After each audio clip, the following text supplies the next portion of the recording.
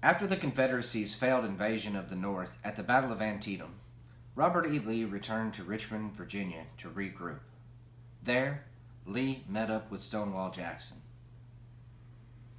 Eventually, Robert E. Lee convinced Confederate President Jefferson Davis that the only route to victory was another invasion of the North.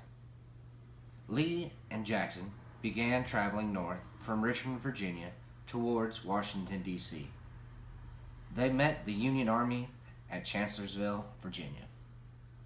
The Confederates were winning the fight when someone accidentally shot Stonewall Jackson in the left arm. The Confederates went on to win the battle, but Jackson's left arm had to be amputated. He had his left arm buried and attempted to recover, but a few days later, Stonewall Jackson died. Robert E. Lee was devastated with the loss of Stonewall Jackson, but confident in the Confederate Army because of their victory at Chancellorsville, and he still wanted to invade the North again. Lee did not want to attack Washington, D.C., but instead, he wanted to capture Philadelphia. Some historians say he chose Philadelphia because of its historical significance as the birthplace of the United States, due to the fact that the Declaration of Independence and Constitution were both written there. Lee thought that if he could capture a major city in the North, the Union would surrender and sign a peace treaty with the South out of fear. Robert E. Lee's second attempt to invade the North began in the summer of 1863. By July, he had reached Pennsylvania, where he met the Union Army at a place called Gettysburg.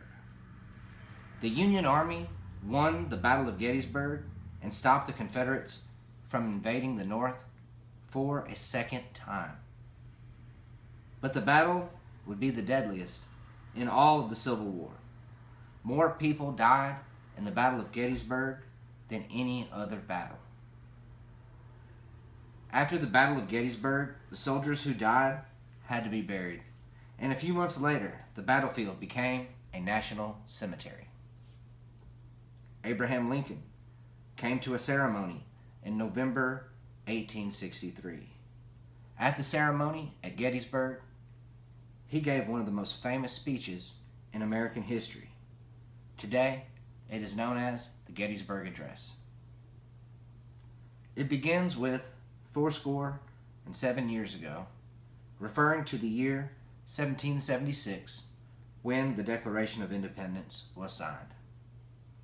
Lincoln stated that all men are created equal, and he hoped that the soldiers who died in the Battle of Gettysburg did not die in vain, meaning he hoped that they did not die for nothing. The speech inspired the Union Army to continue fighting, even though they had experienced so many losses.